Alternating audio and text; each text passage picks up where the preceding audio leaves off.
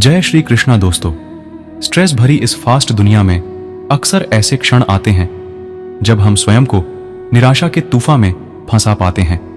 ऐसे में लगभग हर किसी को मोटिवेशन की जरूरत होती ही है, चाहे वह किसी के बोले गए प्रेरक शब्द या कहीं लिखे प्रेरक वाक्य या फिर प्रेरणादायक कहानियां हमें निराशा के उस तूफान से बाहर निकालकर नए जोश का संचार करती हैं। एक समय की बात है, एक राज्य में एक प्रतापी राजा राज करता था। एक दिन उसके दरबार में एक विदेशी आगंतुक आया और उसने राजा को एक सुंदर पत्थर उपहार में दिया। राजा वह पत्थर देख बहुत प्रसन्न हुआ। उसने उस पत्थर से भगवान विष्णु की प्रतिमा का निर्माण कर उसे राज्य के मंदिर में स्थापित करने का निर्णय लिया और प्रतिमा निर्माण का कार्य राज्य के महामंत्री को सौंप दिया। महामंत्री गांव के सर्वश्रेष्ठ मूर्तिकार के पास गया और उसे वह पत्थर देते हुए बोला, महाराज, मंदिर में भगवान विष्णु की प्रतिमा स्थापित करना चाहते हैं। 7 दिवस के भीतर इस पत्थर से भगवान विष्णु की प्रतिमा तैयार कर राजमहल पहुंचा देना। इसके लिए तुम्हें 50 स्वर्ण मुद्राएं दी जाएंगी।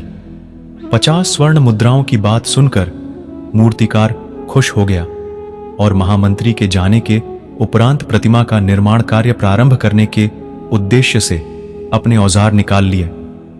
अपने औजारों में से उसने एक हथौड़ा लिया और पत्थर तोड़ने के लिए उस पर हथौड़े से वार करने लगा, किंतु पत्थर जस का तस रहा।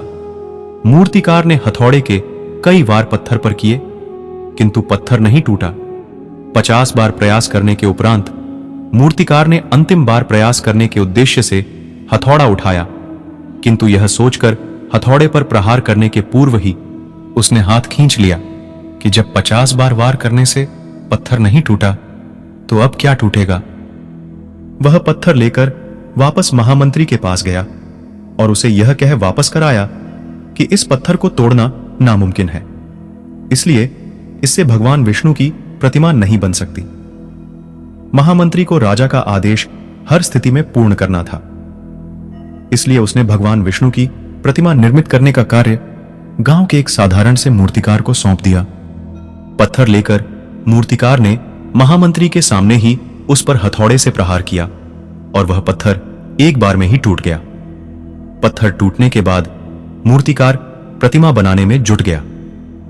इधर महामंत्री सोचने लगा कि काश पहले मूर्तिकार ने एक अंतिम प्रयास और किया होता तो सफल हो गया होता और 50 स्वर्ण मुद्राओं का हकदार बनता।